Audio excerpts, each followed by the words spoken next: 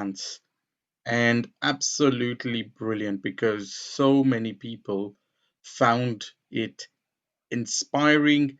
They found that it related to what they do every day, especially a lot of implant surgeons who are on the road, and generally the tips he gave and the honesty with which he approached it was very, very useful, very positive, and just a hope for lots of people. When you think about how much challenge we face, when we think about where we are right now, and have been through periods of uncertainty, periods of everything unknown, it was very, very important to have these. That is why we introduced journeys. And today it was about me, and what I do, simply because of the fact that I have been through some different journey compared to many other dentists. In fact, in 2003, when I started dentinal tubules, we didn't even have very many dentrepreneurs, entrepreneurs, whatever we call them in dentistry. It was a whole different time. And when I actually launched all of this, there was no one here to help me, no one to guide me from a dental viewpoint. Now it's amazing to see the number of mentors we have. A bit of lighting, so you may see my nose is shining, the logo shines through me. But those of you who've known me for 11 years know that tubules always does shine through me. Welcome to this evening. And before I start my journey, I'm going to start not with the 5-minute countdown clock today, but with a whole different video that'll show you something else. It's very relevant to what I'm going to then start talking about. But there we are. Let's start with an inspiring feature just for today. Sapna Shah, whose name means a dream, is a living testimony to the power of parental love and affection. At the tender age of 4 months, Sapna was diagnosed with an unusual medical condition, the muscular dystrophy, a condition which causes weakening of the body muscles. First point you will not be able to accept is that something is wrong with your child. She got sick, every 15 days she will become sick. There are several known forms of muscular dystrophy, or MD, a progressive disease that gradually weakens body muscles. Patients suffering from muscular dystrophy usually lose their ability to walk, eventually relying on a wheelchair to get around. Physically, I had a lot of challenges because I sit on my wheelchair. I can't sit on a normal chair. So I had to get a table made for myself, a portable table, because it was so hard to reach class every day, and the lecture is almost there, and then I don't find the table. Now an advocate of the High Court, I watched Sapna's patience tested as she prepared to use her laptop preparing for her next case. And it's the ruler.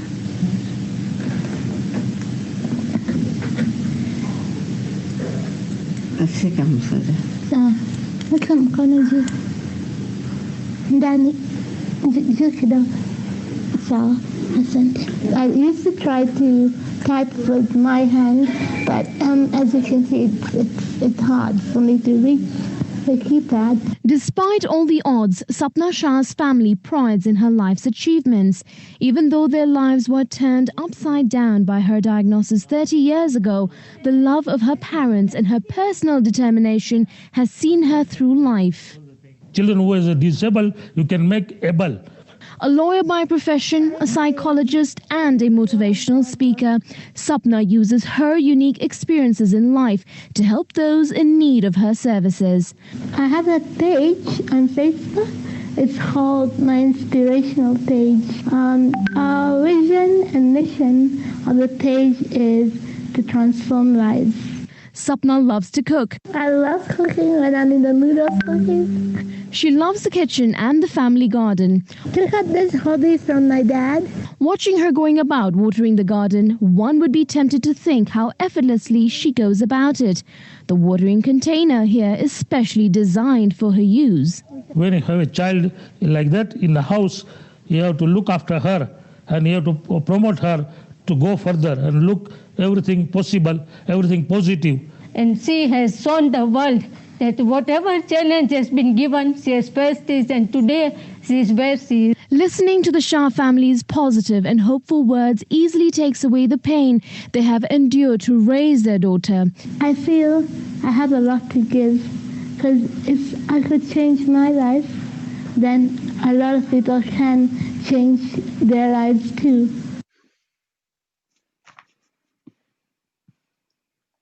Welcome to this evening's Tubules Live. Now, I started this talk today with that video. That was my sister. And please do, if you can hear me now, if you can hear me talk, please do type yes in the comments box below. It'd be really cool as well, because then we can keep in tap with everyone and know things are going right. That was my sister. My sister was born with muscular dystrophy, but as you noticed there, she achieved a lot through life. I'm going to talk about journeys. I'm going to talk about journeys with you because I'm talking today about helping you discover things that will be important for you. And although I'll use my journey as an example, I want to inspire you. That's what we do here. That's what I want to try and achieve today. And therefore, I'm going to start my journey right at the beginning. I grew up in Kenya. And in Kenya, where it was a very small community, people were very, very close knit at that point. It was a very, very almost a town sort of atmosphere, and that community became the core of what became core of what I wanted. And actually, community has been important to me ever since. Subconsciously, that might be why I joined and created Dental Tubules, the most inspiring dental community in the UK, in the world, because I believed in people coming together, people working together, people helping each other. But beyond that, I want to start talking to you about journeys. I want you to take a pen, a pencil, and a notepad today. This is not about me only, this is about you. We are going to work together here. Now, imagine today you're going to start writing the storybook of your life. And imagine as part of that journey, every chapter in your storybook is going to be a specific part of your life. It might be your first years in school. The second chapter might be your primary school. Your third chapter might be the later years in school. I don't know, things like that. And every time, every chapter has little paragraphs, and those paragraphs are specific things you remember in that specific aspect of your life, because that's where a lot of the hidden gems, your hidden strengths, things about you that you never knew existed, belong and come out from. It's amazing to try this. It's been written in memory. That's how we store. Some people think that's how we store memory in phases, and that's how we can access it. It's shown that that's where our value systems, our belief systems come from. It's not like a locked door, like a locked vault that you're going to open and lots of secrets will come out. I wish it was that. It's not an exact science, but it really brings your journey out, and bringing that journey out helps you discover you. Now let me start that with a story, right? And this is the story I said a few perhaps weeks ago when people were listening to my webinar on Do You Want to Quit Dentistry. But I'm going to say this in a very brief but different form. The thing is, we all went to dental school because somebody told us that going to dental school is an amazing idea. Somebody told us the benefits of going and becoming dentists, whether it was serving patients or whether it was the financial rewards at that point, or whether it was status in society or it was the important thing to do. Where I grew up in community, I was told go to dentistry because it's an amazing career. You're well rewarded, you will serve patients, you'll work 9 to 5, you'll be your own boss. They sold to me a lot of benefits. I wanted to be a doctor. I ended up there. The important thing here is that we are always guided and told by people what to do. But the important fact here is that the people who tell us what to do are telling us based on their experiences, what they believe are their values. And we are constantly shaped by this society's vision. Then you look at what's happening around you. You look at news, you look at, I don't know, programs, advertisements. Look at the news, the drama, the music that comes at the start. It's just, why can't they just say these are news headlines? Whether it's radio or whether it's television, they start with this. And it's the drama that starts bringing up the fear, the anxiety, the nervousness within you. Oh my God, what's gone wrong today? What's gone wrong today? And then they read out the headlines with such sensationalization, tonality, so much drama in the voices again. They're creating this atmosphere, and that's subconsciously coming into your system. It's putting into you that this is society, this is how things should be. And what happens is one of you is a fish, one of you is an elephant, one of you is a horse, and they're judging. Society generally is judging us by our ability to climb a tree. And the real fact of the problem happens here. You carry on with this vision of society. Let's go one step side and look at leaders. Just in your mind, just look at any leader who may have inspired you, mentored you, even whose autobiography you might have read. For example, think of someone like Nelson Mandela or Mother Teresa, anybody, Rosa Parks. And you look at these leaders, and they were not defined by a society's vision. They were defined by what they wanted. But as leaders, they had a vision. They had clarity of where they wanted to go and where they wanted to take the people following them to go. The first step is knowing where you want to go and what you want to do. Because if you don't understand that, you will constantly be led by society's vision. And as you're led by society's vision, that's not the authentic you. That's not your authentic purpose. You have to believe in yourself. And the important thing about leading you is you can only lead yourself if you know you. And if you do that, you become really successful. You can thrive. You can maximize your potential. And this is the important part of any journey that you note. The journeys bring out the important things within you. I hope that's a good introduction and start. You're here to listen to the journey of a periodontist and a dentrepreneur. And I'm going to go right back to where I started, the story of my sister. I'll take you through some steps in my journey that really shaped what I did, that really shaped where I came from, etc. You see, step number one, I told you about my sister, and you saw the story of where she was. And her story, because initially, in the early days, she was derided. She was in school. She was, what do you call them? She was discriminated against. And in her younger days, I had to constantly have to inspire her, motivate her as the elder brother. Without realizing, that became ingrained in me as an important thing, that motivating and making people believe in themselves is an important part of anything I do. It became a natural knack. I can pick the phone up now, somebody calls me, they talk to me and they go, thank you. I feel so much more positive. I believe in myself. I feel better about myself. And I feel like I've done nothing. It became ingrained in me. Start your journey. Think about the people who were closest to you at a younger age. What sort of influence did they have on you? What sort of strengths did they bring out in you? Character they bring out in you, especially in your early years, because this becomes part of your pretty much your character, your personality. And then I went to school, of course, and I went through lots of schools. But I'll tell you one thing: I was perhaps a meek person. I still am. Most people won't believe this. But within school, and please ask your questions below. I can't read them as yet as I share this presentation. I will read and answer them as well as I go through. But in school, I was bullied. I was massively bullied. And as I was bullied, one of the biggest things that happened in that is I lost all confidence. As much as I walked out there, I lost a lot of confidence. I was never sure of what I was doing at many ways. But the one thing I learned in that, because of the impact it had on me, was an immediate value and belief of respect. Respect every person around you. Do not deride any person based on your judgments because you have not walked even 2 steps in somebody's shoes. As much as they may look like silly, ridiculed people, respect them and treat them with that humility, that you know, ability to say, how can I help you? Because you don't know when you disrespect somebody what damage you might be doing to them. This becomes absolutely important. This starts shaping me as a character.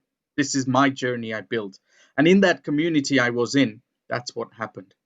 I know many of you are looking at the journey of where do I take my dental career? Many of you are looking at your journey of where will I go after graduation if the students are listening. We will take you through this as well. But I want you to see where this comes from. My dad, our parents, our siblings have a massive influence on us. That's another chapter in your book. My dad was a serial entrepreneur. He made money, he lost money. He made money, he lost money. And in the end, he lost a shitload of money. Um, and he taught me, or he brought these things in me about finance. My dad was driven by finance. I'm not going to lie to you. And because of that, I, for many, many, many years, considered money to be evil. It's only recently I've started seeing the breakthroughs and realizing where I see money. It's not evil, it's not good. I mean, it's not bad. It's a bit of both, really, in that way, and how you find that balance. But we are conditioned, we are neuro conditioned. And here's one thing I'm going to put out here, right? If you tell somebody, oh, I had great fun where I went somewhere, I had lots of enjoyment, people go, brilliant. If you say, I was so happy, you had abundance of emotion, they say, brilliant. But the minute you say, I've accumulated a lot of money, they don't go, brilliant.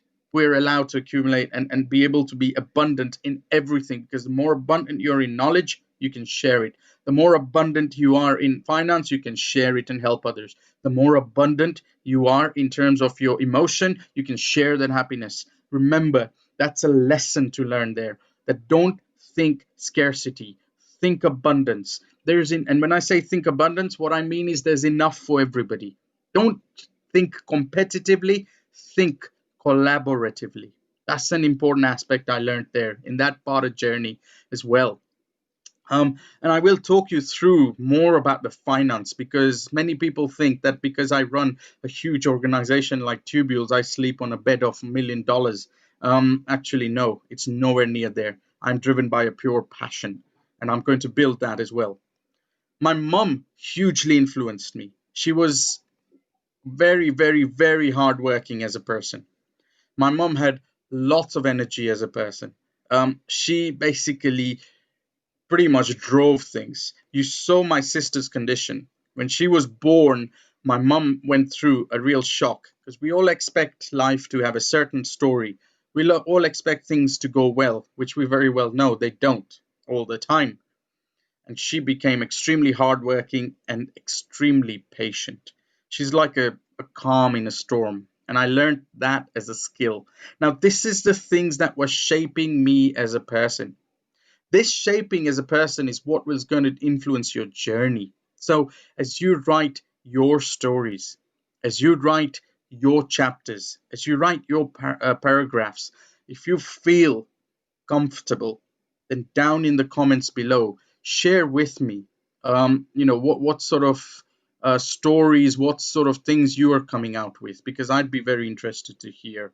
I can see from Carmen, amazing story. Thank you for sharing it. Yes, but I'd like to hear you. Any stories, anything that shaped you when you were young. This is what's influencing your character today, my friends. This is what's influencing your character today in many ways. Now, here I'm going to put something. As you grow through life, your belief systems, what you've grown through, the experiences you've got, in your head, create a picture of what that ideal life should be. In your head, all these things I talked about, society's vision, what society thinks is right, what society judges as not right, is what you start being shaped into, consciously or subconsciously. And life, never works to plan all the time. Sometimes it does, sometimes it doesn't. But in our head, we have these expected outcomes, expectations, right? I expect to graduate and expect to be on a salary of X thousand pounds. In 5 years, I expect to be in this salary. In 5 years, I expect to be here. And then something hits you, something knocks you for a five. What do? It's going to happen. COVID knocked you for a five. What do? It's going to happen. The thing to remember is there is no darkness without light. There is no yin without yang. There is no uphill without downhill. In the same way, there is no ease without challenge. There is no pleasure without pain. Life will always have that balance with you. The reason we get stressed, the reason we get worried, the reason we get tense, the reason we get anxious is because when things don't hit the expectation that we had, we suddenly get out of sync. As humans, we want certainty. We want confirmation things will go the way we want. If we could, it'd be brilliant, wouldn't it? But we know we can't. Tomorrow your government can change. Tomorrow someone throws off something and throws off a new regulation. Just imagine if the industry we're in dentistry, gets decimated overnight. Just think about that. It might not, but it may do. Look at orthodontists and orthodontics. I know there's ethical discussions about what's it called, Smile Direct Club, but it's there, and they're challenging us. This can happen. This will happen. And as the outside of the world changes, there is only one constant, and that constant is you. You are the constant in that storm. And if you know yourself well, you know yourself through your journey, you will become the person who can negotiate that very easily. You can lead yourself out of this challenge. So that's an important thing to keep in mind here. And therefore, knowing yourself is so key. And I keep saying this. Everybody keeps going on courses of composites and everything else, which is your vocation. Very important, I think, doing those courses. But don't forget that amidst all that, you must keep personally developing yourself. Personal development will lead your professional development. So I came from Kenya, and in 1998, I came to the University of Sheffield to study dentistry. I was an international student at that point. As an international student, I was paying fees in the region of, I don't know, £20,000 or something like that. And in my third year, just as I was halfway through my education, my dad sent me a message, and he said, our family money's been wiped out. Something had happened back home that pretty much wiped out our savings. And the question was, how do I carry on? I have to pay fees, but what do I do? And the message was, you might have to pack your bags and come home. I said, no, I'm not going to do that, because I had a vision of getting past dentistry. There was a purpose here. And in that third year, I worked like mental. I worked in dental school during the day from 9 to 5. And from 5 to whenever at night, I've worked in shoe shops, burger bars, flyer drops, chocolate shops. I've worked over Christmas Day, Christmas Eve. I've done all sorts of things to make sure that I got through university. There were days when I could not afford food. There was a little a newsagent down where I lived, and he used to sell me 4 packs, right? 4 packs of Maryland double chocolate chip cookies for £1, right? 4 packs for £1. I think that was a bargain. There's the Maryland double chocolate chip cookies, so they're not great for dietary reasons, for the caries risk. By the way, I don't have any fillings, but that was my diet sometimes. A bit of biscuits for breakfast, a bit for lunch. After I finished dental school, as I'm traveling to work a little bit, and when I finish work at night, a little bit more as well. And there were days when I went through that. I remember once when I was working in a shoe shop called Revell, who have now closed down. They used to pay me on Fridays, and one Friday I was told, Drew, there's a problem. We're not going to be able to pay you till next week. And when you're living from hand to mouth, you think, geez, how am I going to feed myself through the weekend? And I had £5 in my wallet. That's all I had. And you have to think creatively. Remember one thing, like, life is never a lack of resources. Life is a lack of resourcefulness. And when I had that £5, it's about how can I make this £5 go the furthest? And the thinking was Pizza Hut. They used to do buffets, eat as much as you can. So I went to a Pizza Hut, put my bag on the side, and slowly started loading some in. I got enough pizzas to last me through the weekend. But that's how I had to survive. It's not a lack of resources. That £5 took me through the weekend pretty much. Thank you, Pizza Hut. And thank you, Maryland double chocolate chip cookies. But this experience in university taught me the art of resilience. You have to be strong. You have to be resilient, right? Things will happen. Crisis will happen. And I tell you one thing, focus, meaning, choices. What you focus upon in the meaning you give it, and that's how you'll make the choices. Now, you could focus on anything and go, this is a disaster, this is wrong, oh God, life's going wrong. The meaning you give it, and you expect somebody else to sort it. And most of us, because of this social conditioning, keep doing that, right? At the moment, whatever happened at COVID crisis, what did we do? We start thinking, oh, it's the CDO's fault. Oh, it's this person's fault. Oh, it's this. No, they were probably trying their best in their position, but they had their limitations, perhaps. They didn't do everything. We had to take responsibility for our actions through this lockdown. We have to. And you have to look at this as how it is an opportunity. The focus you create is the meaning you will give it. And the meaning you give it is what will determine the decisions and the choices you make, right? I'm very thirsty, and I put this glass here. Now, the focus can be at least there's some water down here that's going to quench my thirst. The meaning I give it is thank you for doing this. I feel grateful. I feel energized. I feel positive. Or the meaning you give it is, oh my God, there's only half a glass of water. I can't cope with this. What's going to happen? Right? Every time. And this is the resilience that it taught me. What's your journey? What did it teach you? Every chapter, every paragraph that you now write through your notebook is giving you a lesson. Every chapter is giving you a lesson. You need to write that lesson down. You need to go in and realize how is it shaping you. I had lots of ice cream. It shaped me into round as well. I graduated, right, in university. And after I graduated, basically I had a huge debt, and they said, you cannot work in the UK because you don't have a UK passport at that point. And I couldn't do VT. And at that point, we saw lots of queues of NHS dentists in areas of, in areas of difficult access, places like Wales, Scotland. And the Welsh dean, we kind of told him, look, there's a few of us. And we said, you got a problem of dentists, we've got a problem of a job, sort this out. There was a group of us. We were probably the first group to get Welsh parliamentary approval to do VT in Wales. And we stayed there for 2 years. And I stayed in a place called Welshpool in the middle of nowhere.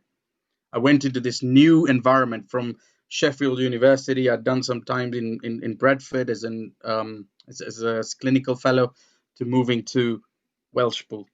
And as I moved to Welshpool, something very interesting. I was probably new there, I knew nobody, and I started a new life. But in the middle of nowhere, where we had an NHS practice, 8 surgeries, 9 surgeries, a lab, something like 30,000 patients on the list, if I remember correctly. I learned so much. So many young practitioners now want to do their DF in the cities. Oh, I want to stay in London. Oh, I want to stay. There's too many dentists in these areas. Go to places where there's a shortage, because your experience will be greater. Not your experience of dentistry only, but your experience of life, of building something from nowhere. Because when I left Welshpool, most of the town knew me. Literally, there were 2 streets, and there were lots of villages around and other areas.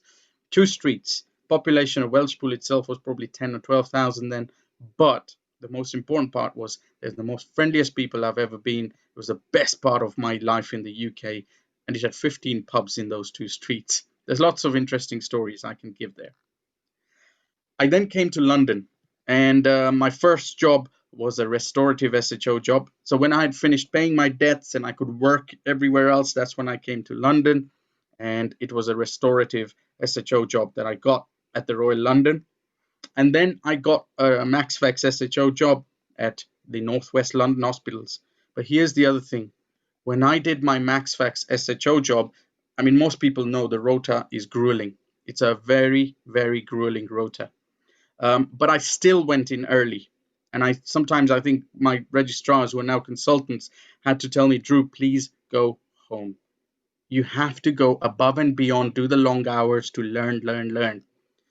I even found out there was one of the consultants who was doing waiting list initiatives on Sunday mornings at one of their satellite hospitals. So I said, can I come and observe? And he agreed. So I went there on a Sunday morning at 7 a.m. when every other SHO was thinking, it's a Sunday, what are you doing, Drew?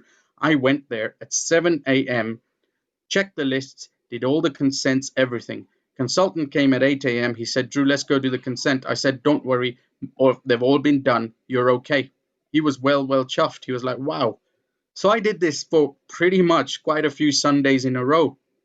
And he appreciated that. So this consultant started giving me the ability, under his observation, to do some hands-on extractions and oral surgery. At some point, it reached a point where he put me on payroll there as a staff grade. And he said, Drew, you can do most of them. He didn't even scrub up. My experience grew, but he was thinking out of the box again, doing something that nobody else was doing. And this was a big part of my journey, because again, it taught me how to be resourceful and how to be creative. You need to be doing this creativity. And here I'm going to put something else, by the way. Average is over. You know, we all follow the same path: graduate, do DF1, do DCT, or while you're at it, do your MJDF or your MFDS exams, or while you're at it, the next step is apply for SPR training or buy a practice or become an associate, or, you know, everyone follows the same pathway. If everyone does that, if everyone does the same exams, if everyone does the same things, which all the mentors and everyone tell you, then where are you different? You are average. And we now live in a world where things are changing, my friends, those who are listening. And I'm going to tell you three important things are changing. Number one, the world is at its most unpredictable. What you know now could be history tomorrow. What you think is normal now could be not normal tomorrow. I said this in January, and in February, the coronavirus COVID crisis struck the world. I didn't predict it, but I knew that this is unpredictability. You have to be prepared for it. Number two, the world population is at its largest ever. There must be 8 to 9 billion people now in this stage. How many? I don't know. I've lost count. But basically, if you're doing what everyone else is doing, they're doing it better than you, equal to you, whichever way, you're fighting that challenge. Number three, technology is coming at you with a relentless pace, right? Mobile phones were not even around 10, 12 years ago. Look at how much smartphones solve you. That's a whole different game, but they're there. Technology is coming. And I repeat, Smile Direct Club, ethical or not, they're there. Technology is coming. And if you are not resourceful and creative in what you do, if you're practice owners, if you're not resourceful and creative in how you shape your patient experience, you'll be average, and average is not going to last for long. Average is over. You have to go beyond average. You got to push yourself those long hours. You got to be at a level where you build such a state of excellence at whatever you do, that that stage of excellence basically brings people to you and helps you thrive in the challenging world we live in. More importantly, that excellence comes from knowing you, because that passion you have is going to make you do that because you love it. And because you love it, you will find solutions that nobody else can. That is key in approaching what you do. And at this point, I'm going to have a look at any other comments or any questions that you may have. But I hope that this is giving you some updates. I don't think there's anything come through, which is fine for me. Thank you for at least sharing that. What I do want to tell you is, as we carry on through this journey that I went through, I will repeat this. I'm hoping you can still see my slides. But having finished my SHO jobs, I applied for MClean Dent in Perio. And in 2008, I started periodontal training. Again, that was very competitive. If, for those of you who have been through that MClean Dent training, one, it's competitive.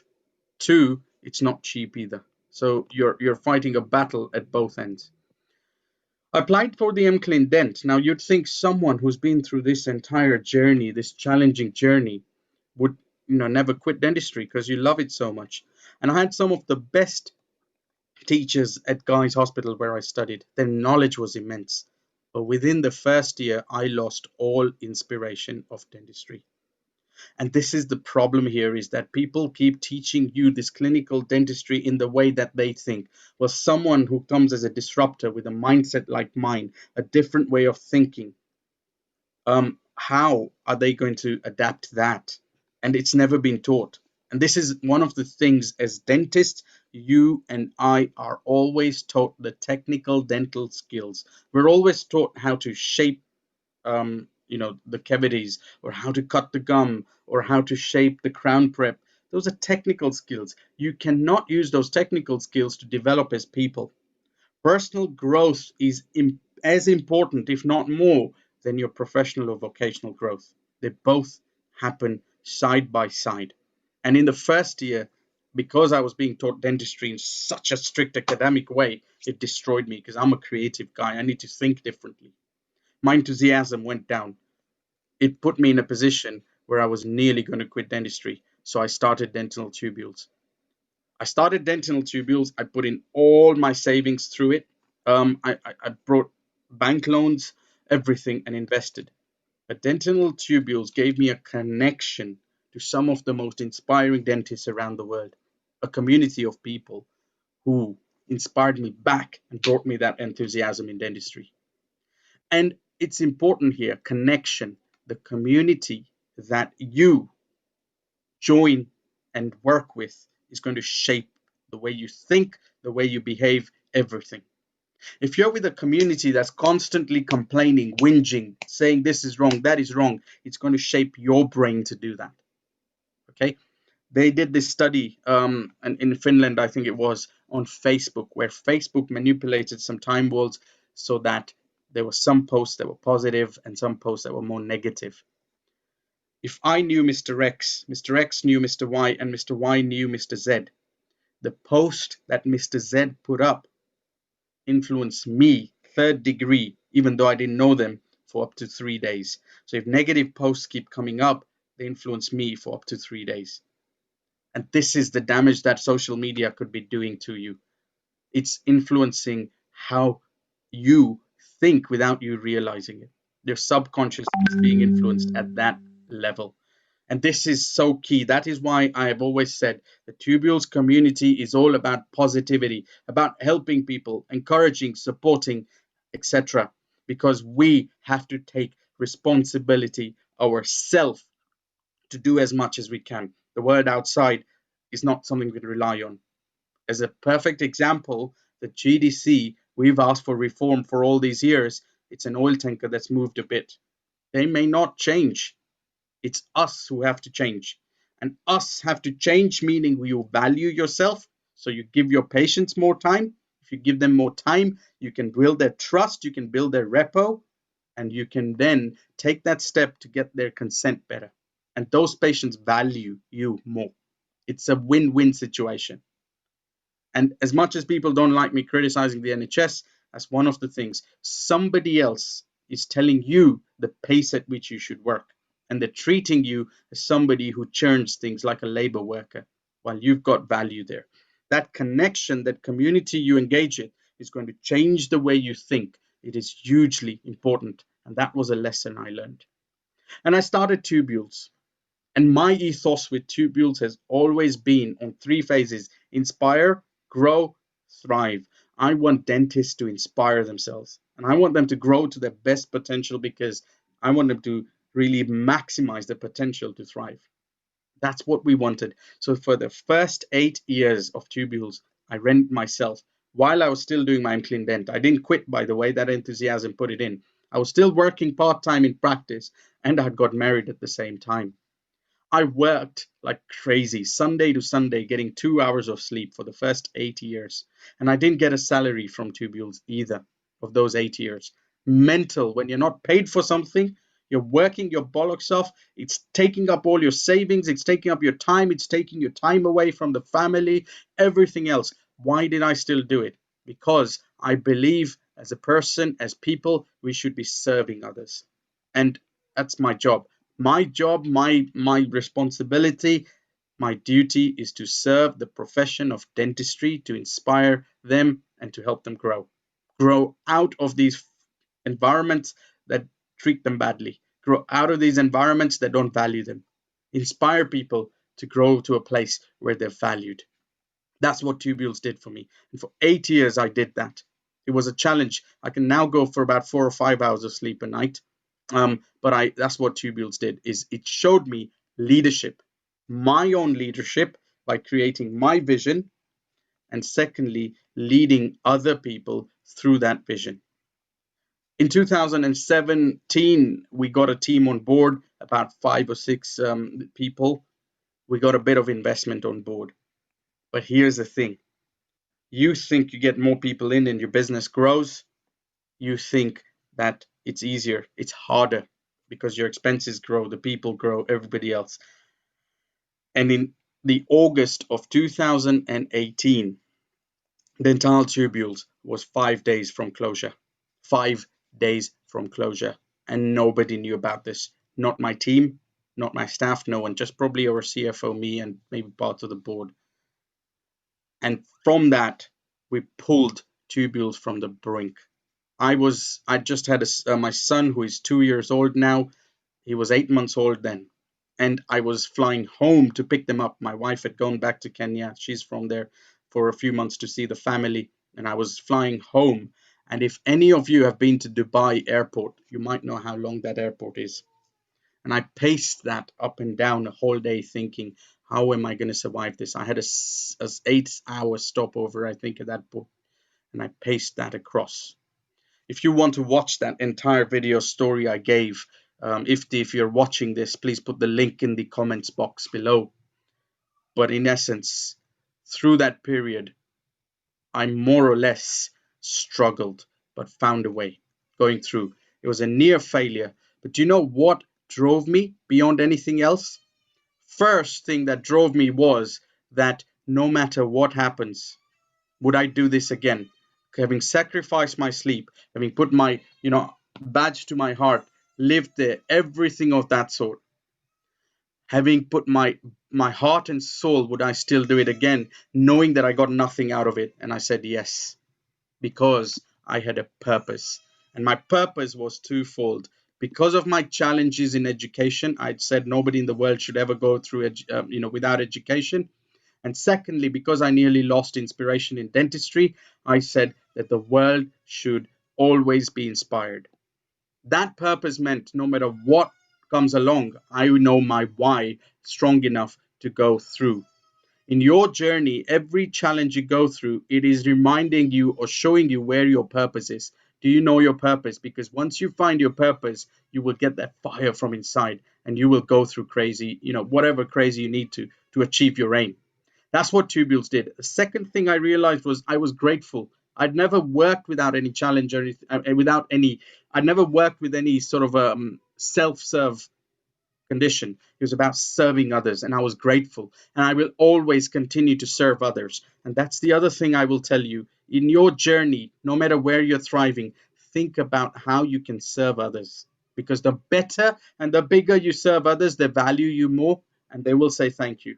I mean, I'm going to talk about money at the end of September and how that happens. But the important thing is, as humans, we believe in connection and we believe in serving others.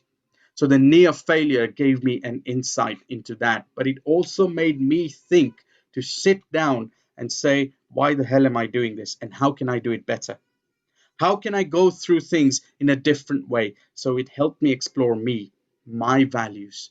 It helped me explore the entire project at a level of depth I'd never done before. It made you go through a process of discovery. And as I went through that process of discovery, all of these things, all these 10 steps kind of showed up and showed me why I'm important. Why all those bits are important, sorry, for me. That's what you've got to look at. And it brought out the big values, my values. I like inspiring people. My biggest value is growth. Growth is about learning and developing and improving every day. My biggest values of resilience. I love creativity. I'm a very simple guy. I love simplicity. I don't like big fancy things. I learned about gratefulness, about humility. I learned the importance of connecting, helping, and modesty. And these 9 values shape me in what I do and how I do it. But the journey I went through showed at each stage some of these values coming up again and again and again and again. This is the kind of journey I went through. This is what I did. And the most important thing is I always used to wonder, why have I chosen periodontics as a specialty? Is it because I like surgery? Is it because I enjoy what I do? Whichever way it is. And I tell you something so usefully realizing. I haven't done implants for over a year. I just love the perio. And if you go to my journey, it was about motivating. It about changing human behavior. And that's what I do every day, whether I do dentistry or whether I do tubules. I don't just do education. I want to change your behavior so that fire comes from within. That's what you've got to do. And it's hugely, hugely important. And as Carmen says, I relate to your story as a young doctor. Thank you for doing this today. I think this is needed in dentistry more than not. We are forming organizations. We are creating and doing things with organizations where we say, let's challenge these bodies, the GDC, the CDO, let's, do this. Nothing will change until we change ourselves. I don't know, was it Mahatma Gandhi who said, be the change that you want the world to be? I can't remember that. But this is so key to working through there. And that's the journey we all went through. Now, again, as lockdown came along, and when lockdown came and everything went, I didn't have any savings. I have a debt close to £500,000 in tubules, most of it signed to my personal guarantee, right? So for anybody who sits there and goes that, oh, this is this is just making money for me, I can quite frankly say it's not about that. It's delivering value. And as I was in lockdown, I saw something really important, and this is what I'm going to tell all of you: commit now to your growth, because I said average is over. You have to commit to your growth every single day. That means you have to commit to learning every day. You have to commit to continually improving yourself every single day. And that means spend a minimum of 30 minutes. 30 minutes is not a lot. You can be sitting, pardon the French, you can be sitting in the loo with your phone and read for 5 minutes, 10 minutes. You could be sitting down somewhere on the train and learning. You could be driving and connecting Audible on your car's radio.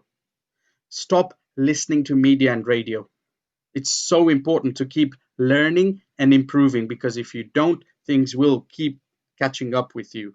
And when I was in lockdown, I did some amazing learning and courses. Oh, by the way, my values, they're shaped into personal values, values that serve me, community values, values that serve the community of dentistry, and global values, because I'm also the charity trustee and on the Tubule Foundation that builds schools for deprived children around the world.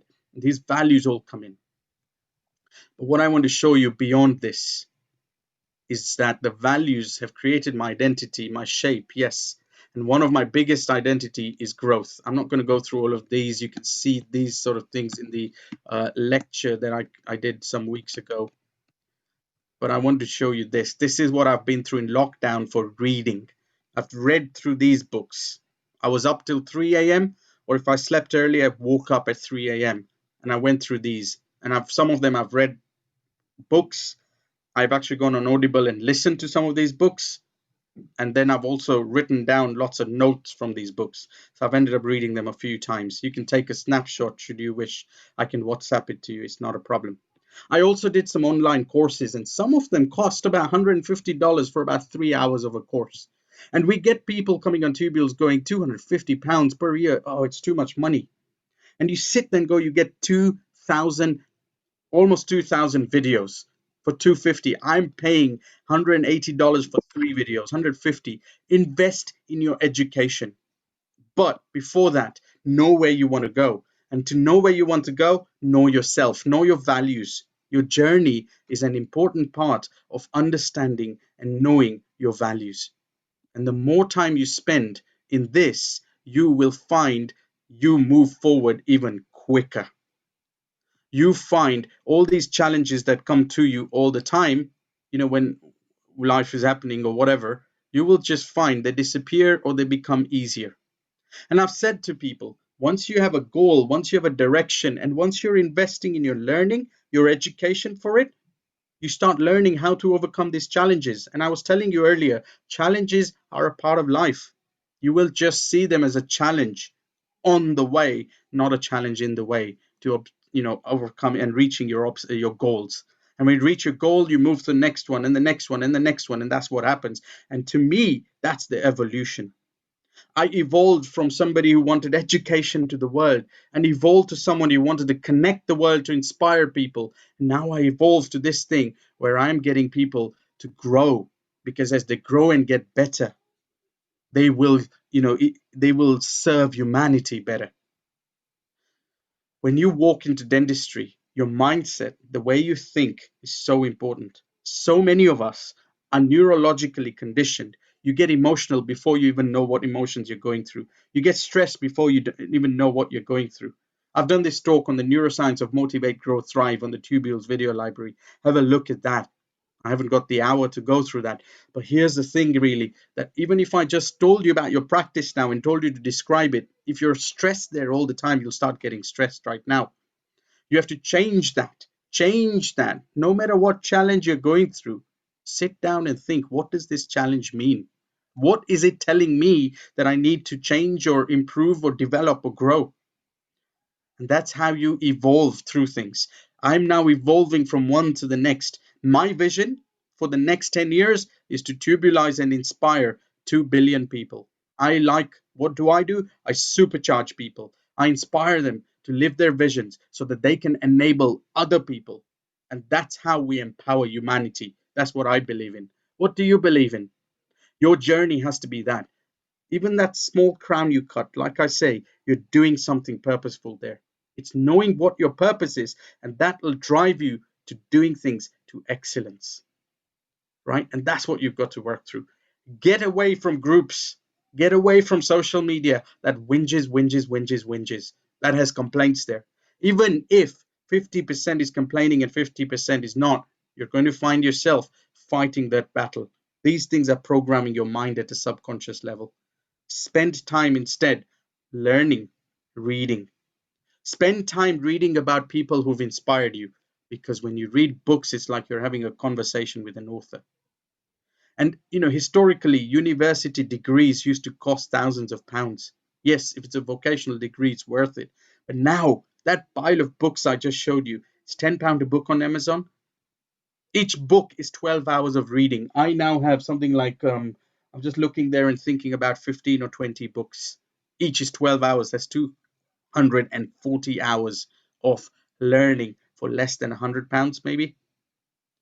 That's my university degree. And I'm now watching these psychological studies repeat themselves, that sort of thing, really. And why do I do it? Because if I have to inspire you, if I have to change your behavior as a human to inspire you to engage in your education, then I need to know how you behave and what I can do to change your mindset to inspire you to somewhere else. And at this point, I'd love to listen and hear your stories. What shaped you? What worked? What worked for you? Which aspects of your journey have helped you develop into the person you are? You're now in this place that, and in this phase where your associate, as a principal, may not paid you. As a principal, some associates are giving you trouble. All sorts of things like this are happening through you, or with you, or against you, whichever way you look at it. They're actually in there serving some reason to take you to a better position. It's knowing what your position is. And Carmen, you read The Values Factor during lockdown. It is a purely amazing book. John DeMartini, also watch his blogs and webinars and things like that. Very useful things to do. So that is my journey. That is what I've been through. And that is the journey of a periodontist to a dentrepreneur. And as a dentrepreneur, the biggest other thing I will share is that I had no clue of what I was getting into at that point. In dentistry, most of the models of business are very, very well laid out, actually. In dentistry, people have done this before, so it's not a problem. But when I went, nobody had done these footsteps before, nobody. So I'm walking into this forest thinking, how am I going to carve a path out of here? It's that challenge you have to find, because when you start carving the path, you're the first one to do it, right? But if somebody else has done this, go see them. You're tired of your NHS practice because it's not letting you deliver the kind of patient care you want. Go and talk to somebody who has done this transition and is doing the treatments they want. What did they do? Because everyone has done a strategy. Everyone has been through a challenging situation and found a way through it. Is finding those people. And that's why connection and community become important. And as tubules, my ethos has always been, we share together, we learn and share together, because that's how we share our experiences, because somebody else may be going through the same challenge that we went through one day. And if we can share that, then it'll help somebody else develop their strategy, their plan to negotiate through this. It's the fact that you have to decide to know yourself through your journey, and you have to then decide to make that change. If you keep doing what you're doing, it's never going to change. So keep going, keep remaining strong. And I hope that a brief version of my journey and giving you some of these lessons has been useful. Can I help answer any questions? Please type them below. I will happily answer them for you. We also had a student essay competition that we do every year. And Ryan Howells is our dental student lead, engagement lead. Ryan's been doing some amazing stuff. The students, we've had something like, I don't know, 186 applications for the student rep position at Tubules. We have had something like 50 applications for Tubule Start for the new dentist as well. So it's been really amazing to see this change happening right from the ground. It's really positive for us. And what I have also noticed along these is more and more students coming through, putting themselves to the fore. And the student essay competition was titled The Future of Digital Education, or How Digital Will Aid Education. We loved it. So I don't know if Ryan is on the scene. I think he might be. I'm just going to see if we can switch a video, because today we're announcing the winners of that. And while Ryan announces the winners, tells you more, write down your questions below, write down your thoughts, because I'm more than happy to answer them through for you. Thank you for listening, and thank you for sparing your evening with me. One last thing, if you're in any WhatsApp groups, any Facebook groups, anything, dentistry needs to hear these messages of change. Please share this link of this lecture. Please share it, not for me, but share it, because people need this in dentistry more than they need excellence in composites and crown preps. Thank you. Ryan, I pass it on to you. I hope you're able to hear me. Maybe not. Can you hear me, Ryan? Excellent. You can talk away. Do I need to? There we go. No, I think you have to unmute yourself. There we go. I think I'm alive now, am I? Yes, you are. So tell us more about the student. Oh, okay, fine. So first of all, thank you, Drew. Great talk. I really enjoyed that. I feel like I've heard that story before, but I feel like every time I hear it, there's something new, and there's always something more inspiring. That video at the start, I really enjoyed that as well. I haven't seen that before. That's very special. Okay, so first of all, Drew, you introduced me. My name's Ryan. I'm the chair of the Dental Tubule Student and Young Dentist Engagement Committee. And I'm also technically on call for Alder Hey Hospital at the moment. So if my phone goes off, I do apologise. I will have to duck out and answer it, but I'll be back as quickly as I can. So let's hope no one calls me in the next 10 minutes or so. So a little bit about the essay itself. So this is something that we were very keen to do this year as part of broadening the reach of young dentists and student tubules. I've been working with Bethany Rushworth for a couple of years on this kind of project within dental tubules, and Bethany's moved on to pastures new this year, and I've taken over as chair. And this was one of the last projects that we worked on together, so it's very special. So the title of the essay was, How Can Digital Technology Be Used to Improve the Learning Experience for Dental Students?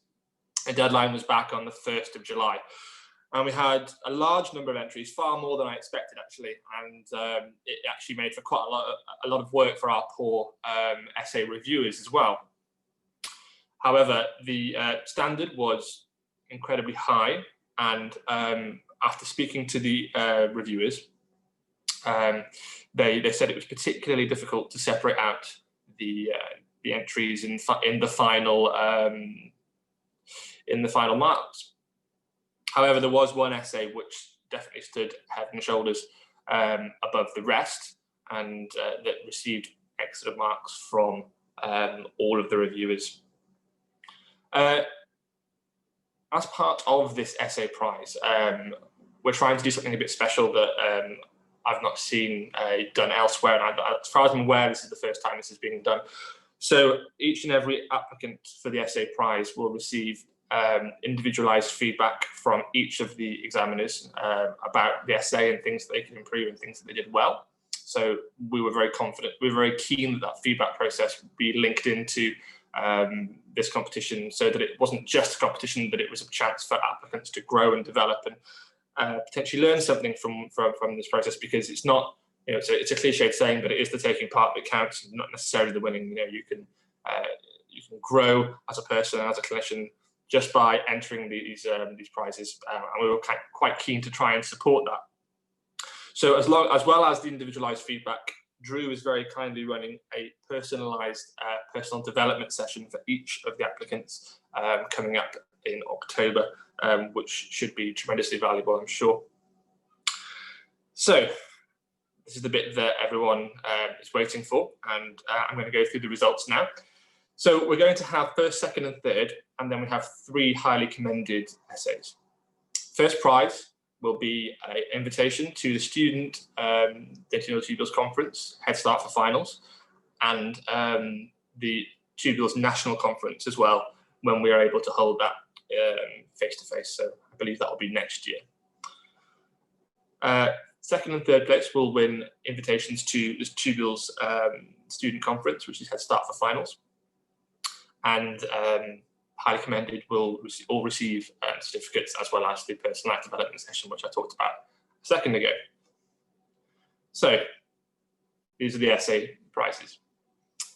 In first place was essay number 17, and that was written by Nikita Zuba from the University of Manchester.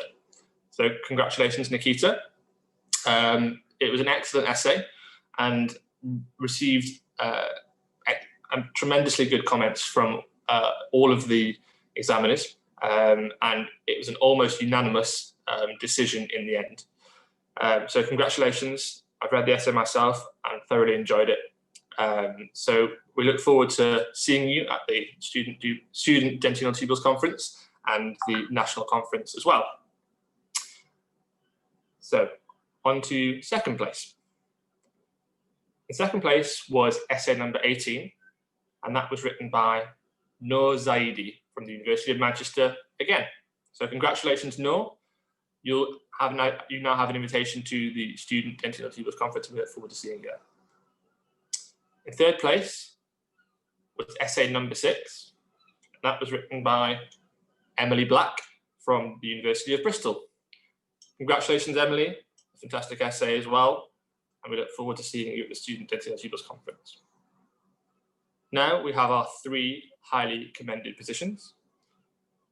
First, I will announce essay number 2, and this was written by Aranika Neira from the University of Leeds. We also have essay number 14, which was written by Kirti Karavadra, also from the University of Leeds. And finally, the last highly commended place goes to essay number 24, and that was written by Tanaka Kadillo from Barts in the London. So congratulations to all the prize winners, but also to all of the entrants. It takes a tremendous amount of work and a tremendous amount of courage to put yourself out there to do a prize like this, potentially knowing that you will be putting weeks of work into something that may not necessarily have the result that you envisaged. So what I would say is, please don't feel disheartened if you haven't won a prize tonight. There were a large number of essays, all of a very good quality. And I hope that when you receive your feedback, you think that it's fair and constructive, and that it will help you improve in future. And we'd love to see you come back and write more essays in subsequent prizes that we're going to use. And we'd love to see you putting into practice the things that are recommended in the feedback, and also in the personal development session. So I'd love nothing more than to see someone who didn't get a prize this time come back and win the next competition. So please do stay with us and engage in future competitions that we put out. We will have more competitions coming soon, and we're hoping to do a few more groundbreaking things other than essay prizes. We're trying to incorporate group entries and video entries and things like that in competitions coming forward, and we're hoping to do a national university competition as well. So we'll have universities competing against each other, which I'm sure will be very exciting. We'll also have some more student essay prizes and projects and things that will be announced in the coming year once we've formalised all of our recruitment for our student reps and the rest of the committee. So that's all I have to say. Drew, I don't know if you want to have some, just to finish with some closing words. And all I can say is that this has been a fantastic project for me, and I've thoroughly enjoyed it. And it's so inspiring to see all of the entrants that have come this year. And I'm sure the future is in safe hands if some of these people are having these ideas about education. One person even created a website to use for material in their essay, which I thought was very interesting. I mean, it's brilliant. I saw that, and amazing actually. I think I really like that. Well done, students. Keep going. I mean, we've always said at Tubules we will try and give you things that dental school doesn't, and by that I mean other areas of your development. You can carry on with the technical development. Tubules has that. Students worldwide get the Untitled Tubules membership, premium membership for free until they graduate. That's a commitment we made. So many times we've been told to start, charge the students a little bit, and I refuse to do it because it's about setting the student footing in the right way if we can. For the rest of you, I hope this journey has been inspiring. I hope this journey has been enthralling for you, and I hope that I have been honest in sharing with you the Tubules ethos, my experiences, and some practical tips that you can take away to help you develop yourselves. We will put the link where the CPD will appear below and down there. Ryan, thank you as always for the extremely hard work you do in getting all the student bits together. Ryan has been instrumental in setting the student reps. He's been instrumental in getting this essay competition in place. He's been instrumental in first organizing, and then we have to disorganize and cancel the student event for this year coming back. You're also instrumental in Tubule Start, which is an initiative for young, newly qualified graduates that we're bringing. So keep it going. Your journey is important for you. Your journey will make you stronger. Your journey is your gift to help you grow better and better every single day. Don't stop. Keep growing and keep sharing. Serving others is where the real challenger growth and the real amazing development and the real gifts come from. This has been another Tubules Live. Next week, two young practitioners who have either bought practice or in the process of buying give us their journeys. For all the young people thinking of buying or selling practices, this is the way to go. I hope you've all enjoyed this evening. Go get your dinners. We hope to see you next Monday, another inspiring form. And share this story with everybody. Thank you for sharing your time. Have a great evening.